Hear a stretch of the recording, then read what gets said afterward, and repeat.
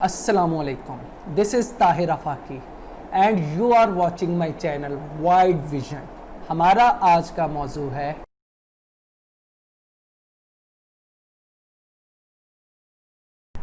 Michel फोको एक post modernist philosopher है। Post modernism का जो सबसे चोटी का जो फ़िलासफ़र है वो मिशेल फोको है। तो मिशेल फोको असल में फ्रेंच फ़िलासफ़र है, हिस्टोरियन है, सोशियोलॉजिस्ट है, सोशल थियरिस्ट है। इसका idea relation between power and knowledge ये काफ़ी हद तक फेमस आइडिया है और उसका असर हमागीर है।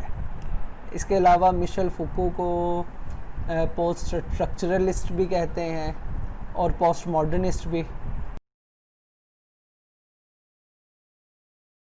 मिशेल फूको 1926 में पोइट्रीज़ में पैदा हुआ। फ्रांस का एक शहर है।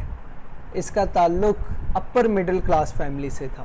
फ्रांस में ही इसकी तमाम एजुकेशन है और इसका जो वर्क है वो बेसिकली मैडनेस पे है।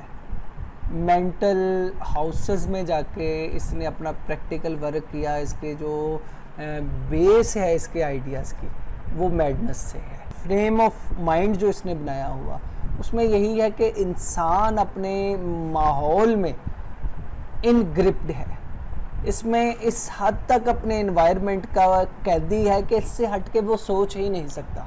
तो जब पागलों पे इसने रिसर्च की तो इसने देखा, अंडरस्टैंड किया कि जो लोग इस माहौल में अनफिट हैं, जो इस माहौल से हट के सोच रहे हैं, वो सारे पागल हैं।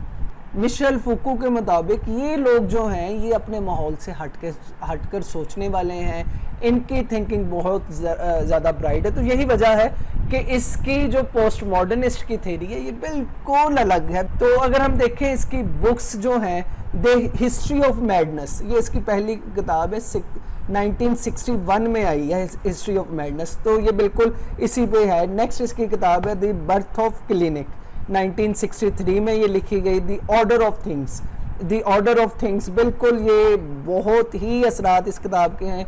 ये 1966 में लिखी गई है। द आर्कियोलॉजी ऑफ नॉलेज 1969 में लिखी गई है। डिसिप्लिन एंड पनिश 1975 में। और सबसे अहम इसकी किताब है जिसमें इसका नज़रिया है relationship of power and knowledge, ये है हिस्ट्री ऑफ सेक्सुअलिटी। ये किताब ये सबसे अहम किताब है। इसमें इसके बुनियादी सारे आइडियाज़ इसी में मौजूद हैं।